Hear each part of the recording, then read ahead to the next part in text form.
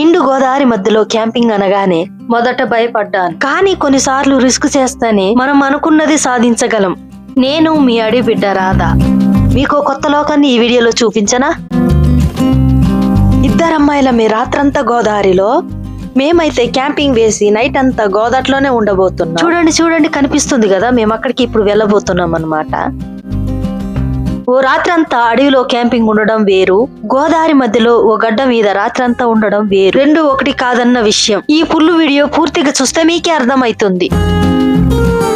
మా జీవితంలో ఈ క్యాంపింగ్ మరవలేని విధంగా ఉంటుందని మాకిప్పుడైతే తెలియదు. చూస్తుండగానే గోదావరి మధ్యలోకి వచ్చేసాం. ఈ నీటి పక్షి చూడండి ఎంత ప్రశాంతంగా రాయి మీద కూర్చొనుందో. మా ప్లాన్ ఏంటంటే గోదావరి మధ్యలో క్యాంపింగ్ చేసి మేమైతే చేపల కోసం ఇదే పడవలో వెళ్తాం.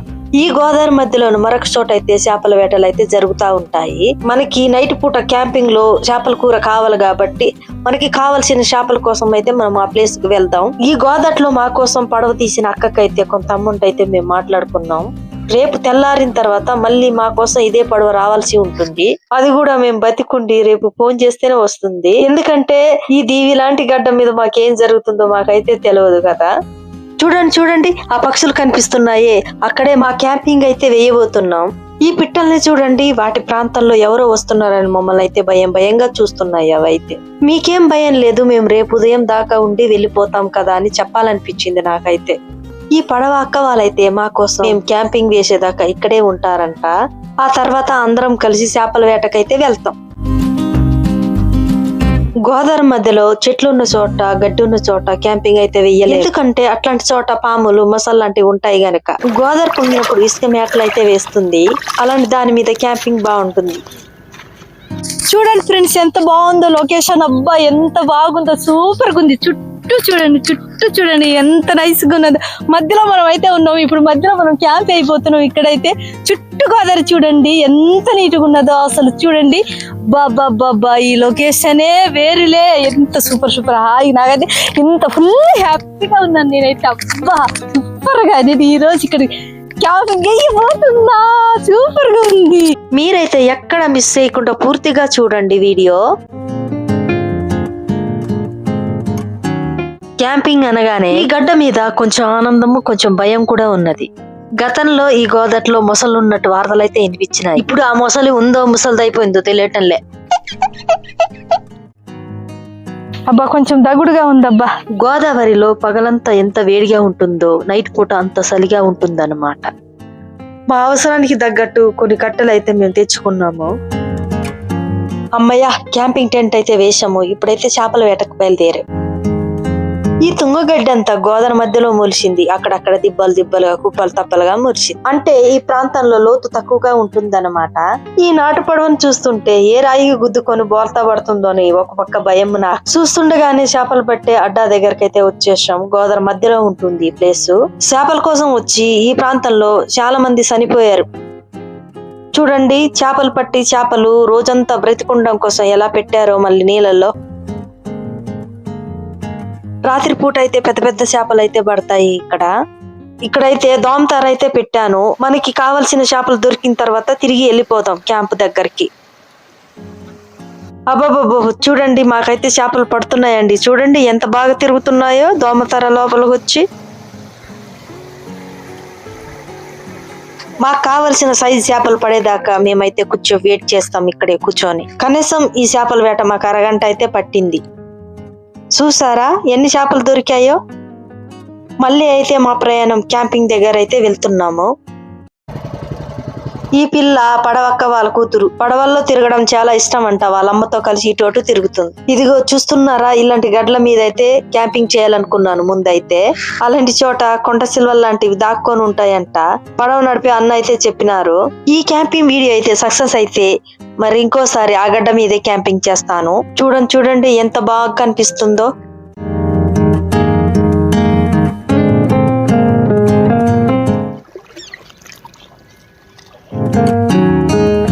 మనమైతే చేపలు పట్టుకొని మన క్యాంపింగ్ దగ్గరకైతే వచ్చేసాం.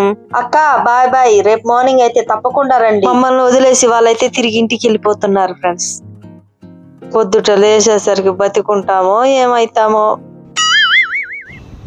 చేపలు అయితే చూడండి చాలా ఎంత ఫ్రెష్ గా ఉన్నాయో, నాకైతే చెప్పలేని ఆనందం. చిన్నవైనా పెద్దవైనా గోదావరిలో పుట్టిన చేపలు ఆ టేస్టే వేరు.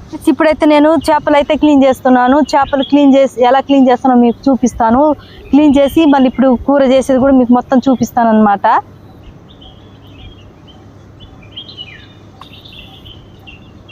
నైట్ అయితే చాలా అద్భుతంగా ఉండబోతుంది కదా. ఈ అమ్మాయి అయితే నేను క్యాంపింగ్ అనగానే నా వెంటే వచ్చేసింది. కనీసం ఇంట్లో వాళ్ళ అమ్మా నాన్నలు కూడా చెప్పలేదు, ఎవరికి తెలియకుండా వచ్చేసింది. అట్లానే మా ఇంటి పక్కనే వీళ్ళిల్లు కాబట్టి నాతోనే వచ్చి ఉంటుందని వాళ్ళ ఇంట్లో వాళ్ళు అనుకొని ఉంటారు. రాత్రి పూట మేమిద్దరం ఏ మొసలు చేతిలో పడకుండా తెల్లారి ఇంటికి వెళ్తే అదే చాలు మాకు. ఇగో చూస్తున్నారు కదా ఫ్రెండ్స్, ఇక్కడైతే నేను కూర చేయడానికి పొయ్యి అయితే పెట్టేసి పాత్ర పెట్టేశాను. అమ్మాయికి ఉల్లిపాయలు ఇవి కట్ చేయమని చెప్పేశాను. మేమిద్దరం కదా, ఇద్దరానికి ఒక పని షేర్ చేసుకొని చేస్తున్నాం అన్నమాట. ఇప్పుడు వంట చేసి మీకు చూపిస్తాం. మసిగుడ్డ కూడా నేను పెట్టినట్టున్నాను, మసిగుడ్డ. ఇక చూసారు కదా ఫ్రెండ్స్, మేము గోదావరిలో ఉంటున్నాం అన్నమాట.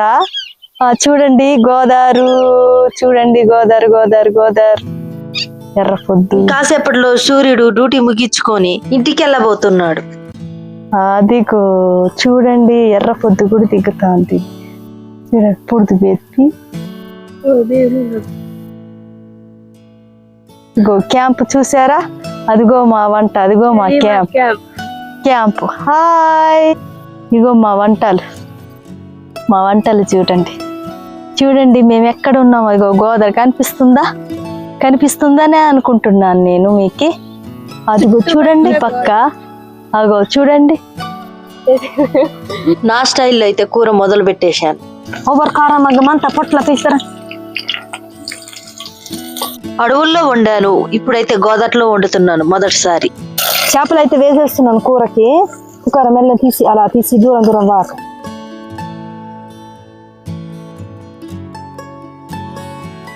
మేమైతే కారం ఘాటుగానే తింటామండి. ఉప్పు కారం పసుపు అంతా కావలసినంత పట్టుకొచ్చాం. ఈ పిల్లకేమో క్యాంపింగ్ కొత్త కదా, అంత వింతగా చూస్తోంది. అల్లం పేస్ట్ అయితే ఇంట్లోనే దంచుకొని తెచ్చాను నేనైతే. ఇక్కడ ఇంత గోదావరి మధ్యలో రోల్ తెచ్చుకోలేను కదా, అందుకనేసి దంచుకొని తెచ్చేసినాను అల్లం పేస్ట్. చింతపండు అయితే నేను పోస్తున్నాను. ఇదిగో చింతపండు చేపల కూరకి.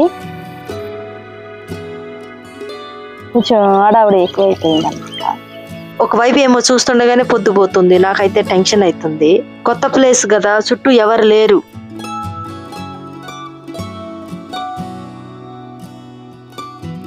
అబ్బా పొద్దున్న చూడండి, గోదావరి మధ్యలో ఉండి చూస్తే ఎంత బాగా కనిపిస్తుందో. సూపర్ గా కనబడుతుంది కదా.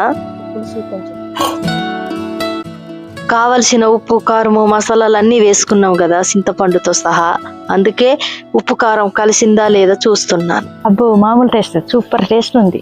గోదావరి చేపలు ఫ్రెష్ చేపలు పట్టేసుకొని మేము ఇక్కడైతే కూర చేసేసి సూపర్గా అంటే అసలు మామూలు లేదు గోదావరి చేపలకి.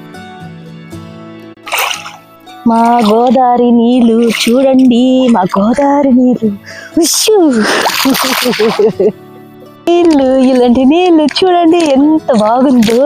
నీళ్లు చూడండి. మేమున్నది నడి గోదావరిలో కాబట్టి నీళ్లు స్వచ్ఛంగానే ఉంటాయి. మేము అవే నీళ్లు తాగేస్తాం అన్నమాట.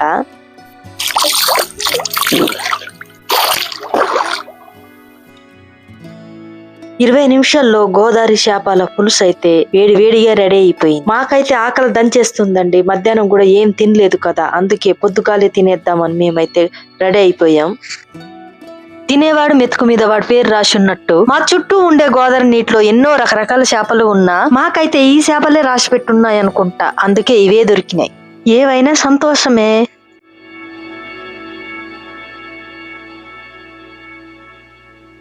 ఆహా, వేడివేడి అన్నంలో కలుపుకొని అలా కలుపుకొని తింటా ఉంటారు, చేవేరు. గత వీడియోలో అయితే క్యాంపింగ్ లో చికెనే తినేదాన్ని, ఇప్పుడేమో చేపలు. ఈ గోదావరి మీద ఆధారపడి ఎన్ని జీవులు బతుకుతున్నాయో కదా, ఒక్కోసారి ఆలోచిస్తే భలే అనిపిస్తుంది. ఈ చేపల్ని తినడానికి నేల మీద మనుషులు, ఆకాశంలో పక్షులు, నీటిలోని పాములు పోటీ పడుతుంటాయి. ఈ గోదావరమ్మ ఎవరికి ఏమియ్యాలో అది ఇస్తుంది. మా చుట్టూ అయితే మోటార్ పడవలు తిరుగుతూనే ఉన్నాయి. సూపర్గా ఉన్నాయి చేపలు. గోదావరిలోనే ఉండి ఇక్కడే క్యాంపింగ్ చేస్తే తింటే ఆ మజానే వేరప్ప. ఇలాంటి టేస్ట్ ఇంటికాడ కూడా రాదు. ఈ చేపలు చిన్నవైన రుచిలో పెద్దవి గోదావరి చేపలు. ఉప్పు కారం అన్నీ సరిగ్గా సరిపోయాయి. నిజానికి ఆకలి మీద ఉండడం వల్ల నిజంగా రుచిగా ఉన్నాయో నాకైతే అర్థం కావట్లేదు. నాకైతే ఇప్పటి నుంచే భయం పట్టుకున్నది, రేపు ఆ పడవలు వస్తారో మర్చిపోతారోనని. ఈ గోదావరి మధ్యలో అయితే ఒకటే ఒక పోల్ వస్తుందండి, సిగ్నల్ వస్తోంది పోతోంది ఆగిపోతుంది, కలుస్తుందో కలవదో భయం వేస్తాం.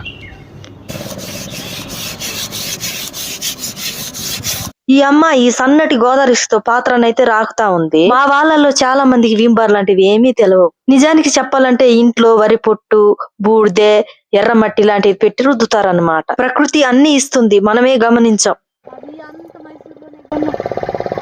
ఈ ఇంజన్ పడవలు ఉన్నాయి కదా, అటు వెళ్లే మనుషుల్ని ఇటు వచ్చే మనుషులు దింపుతా ఉంటాయన్నమాట. ఉదయం నుంచి పొద్దుపోయేదాకా ఈ గోదావరి మీద తిరుగుతూనే ఉంటాయి. భద్రాచలం మీద నుంచి వెళ్లాలంటే చాలా లాంగ్ అండి, కాబట్టి చాలా మంది ఈ పడవని ఆశ్రయిస్తారు. పడవలో ఈ దరి నుంచి ఆ దరికి వెళ్ళడానికి 50 రూపాయలు మాత్రమే తీసుకుంటాడు. బండ్లకైతే ఎక్స్ట్రా తీసుకుంటాడు. చూస్తుండగానే పొద్దుపోయింది. ఇక ఈ గోదావరిపై రాత్రి దండయాత్ర చేస్తుందేమో. ఇవి దోమలో ఈగలో తెలియట్లేదు, కళ్ళల్లో ముక్కులో దూరిపోతా ఉన్నాయి.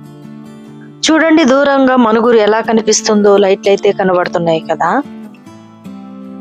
ఒక్కోసారి ఈ జనానికి ఊర్లకి దూరంగా ఉండి చూడండి, ఇలా ఒంటరిగా క్యాంపింగ్ చేస్తే మనపై మనకి ఎంతో ధైర్యం వస్తుంది. ఎక్కడైనా బతకగలం అనే నమ్మకం అయితే కలుగుతుంది. ఇదిగో ఈ ప్రాజెక్ట్ చూసారా, కేసీఆర్ ఉన్నప్పుడు మొదలు పెట్టారు. ఈ సీతారామ ప్రాజెక్టు మధ్యలోనే ఆగిపోయింది. గోదావరిలో వరదలు ఎక్కువైతే ఇవి అసలు బయటికే కనిపించవు, మునిగిపోతాయి మొత్తం. నాకైతే అనిపిస్తుంది ఈ గోదావరిలో ఏమన్నా జరగడానికి జరిగితే ఎటు పారిపోవాలో కూడా అర్థం కావట్లేదు. మేమైతే గోదావరి మధ్యలో ఉన్నాం కదా, చలి బాగుందన్నమాట. చుట్టూ చీకటి, చుట్టూ నీళ్లు. ఆ నీళ్ళ మధ్యలో మేము ఉండడం వల్ల చలి అయితే విపరీతంగా దంచి కొడుతుంది అనమాట. అబ్బో మాకైతే చలికి ఈ రాత్రి ఎట్ట గడుచుద్దు ఏమో అర్థం అయితలేదు, ఎట్లా తెల్లారుద్దు ఏమో. అయినా సరే మేము క్యాంపింగ్ చేయాలనుకున్నాం కదా, చేస్తున్నాం ఫ్రెండ్స్. మేమైతే గోదావరి నీళ్ళు ఉండడం వల్ల అనుకుంటా ఇసులాగా చల్లగా ఉంది. ఇగో మేము ఇది దుప్పుడు కప్పుకోకపోతే అసలు మాకి చలి ఆగేటట్లేదు, అంత బీభత్సంగా ఉంది చలి. చుట్టూ నీళ్లు ఉన్నాయి కాబట్టి మొసలు లాంటివి వస్తే కూడా ఎలా పారిపోతాం మేము. ఒడ్డునైతే లేము, ఇసుక గడ్డ మీద వచ్చేసాం పడవ మీద అయితే. ఇప్పుడు ఏమన్నా మొసలు లాంటి ప్రమాదాలు వస్తే కనుక మేము ఎటు పారిపోయేకి లేదు. ఈ చీకట్లు ఎట్లా వెళ్ళాలి మేమైతే. ఈ రాత్రి ఎలా గడుస్తుందో ఏమో, మాకైతే భయంగా ఉంది ఫ్రెండ్స్. నిజం ఏమో, గోదావరిలో నీళ్లు ఉన్నాయి, నీళ్ళలో ఏముందో ఏం లేదు, మనం ఎవరు చూడం కదా. కాబట్టి మాకు ఆ దేవుడే దిక్కు, ఇంక చెప్పాలంటే నిజంగా. చూడండి ఫ్రెండ్స్, ఇప్పుడైతే 10:15 అవుతుంది. మేమైతే ఇగో చూడండి టైమింగ్. మాట్లాడుతుండగానే తెలియకుండా టైం అయితే గడిచిపోతానే ఉంది. నిద్ర ఎలా పడుతుందో ఏంటో ఈ గోదావరి మధ్యలో.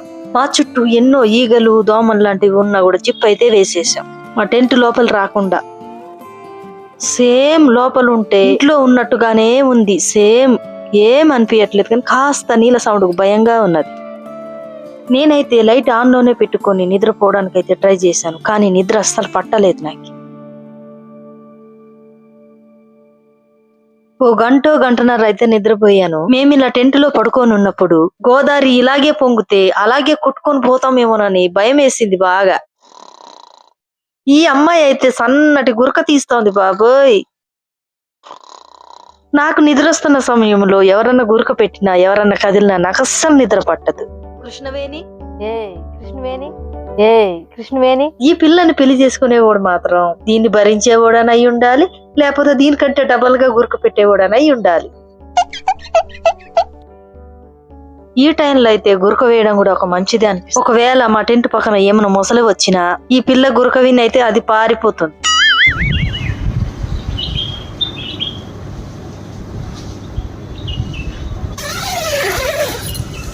Good morning friends. అప్పుడే బయట చూడండి పక్షుల సౌండ్ వినిపిస్తుంది. నెమ్మదిగా సూర్యుడు డ్యూటీ ఎక్కుతున్నాడు అన్నమాట. సండే అయినా మండే అయినా సూర్యుడు డ్యూటీకి రావాల్సిందే. లీవులు లేకుండా పనిచేసేది ఈ విశ్వంలో సూర్యుడు ఒక్కటే. బయట అయితే చలిగా ఉంది, వేడి సాయి గొంతులో పడితే గాని చలి విరగదు. ఆ తర్వాత పడవ వాళ్ళకి ఫోన్ చేసి మేము బతికే ఉన్నాం రండి అని చెప్పాలి. మరోలా అనుకోవద్దు, మేము ఉన్నామని చెప్తామన్నమాట. కృష్ణవేణి లేవగానే నేను మొదటగా అడిగిన ప్రశ్న ఏంటో తెలుసా? రాత్రి ఎందుకు అంతగానో గురక పెట్టావని అడిగిన. నేనెక్కడ గురక పెట్టాను పిన్ని అన్నది అమాయకంగా. నీకిప్పుడు అర్థం కాదే, నేను పెళ్లి చేసుకుంటాడు చూడు, వాడు వచ్చినాక తెలుస్తుంది, వాడు చెప్తాడు నీకు నువ్వు ఎంత గురక పెడతావో. చలి కాగుతూ వేడి వేడిగా షాయ్ అయితే తయారు చేస్తున్నాం. రాత్రి అయితే చలికి కట్టెల మంట వేద్దామనిపించింది. రాత్రి అయితే మామూలు చలి లేదు, అసలు నిద్ర కూడా పట్టలేదు. గోదావరి మధ్యలో కదా, నిద్ర పట్టకుండా చీకట్లో సౌండ్లు ఒకటి కిర్ర కిర్రని చీకటి సౌండ్లు. నైట్ మంట వేసి ఉంటే ఉదయం పూట సాయి చేయడానికి కట్టెలు అయితే ఉండేవి కాదు. పక్కనైతే అడవి కూడా లేదా. వాళ్ళమ్మతో చెప్తాది కదా పిన్ని సాయిని కూడా కూరలాగా నాగుతుందని ఈ పిల్ల వాళ్ళమ్మతో ఖచ్చితంగా చెప్తుంది ఇంటికి పోతే.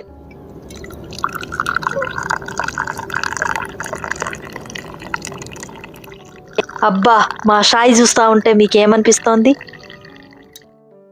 వావ్, గోదావరిపై సూర్యుడు అందం చూడండి. అప్పుడే పుట్టిన పసిపాప బోసి నవ్వుల్లాగుంది కదా. ఇలాంటి అందమైన గోదావరి మధ్యలో వేడివేడిగా సాయి తాగుతా ఉంటే ఆ ఫీల్ ఏదైతే ఉందో ఇక్కడికి వచ్చి గోదావరి మధ్యలో ఆ టీ తాగితే గానీ అర్థం కాదు.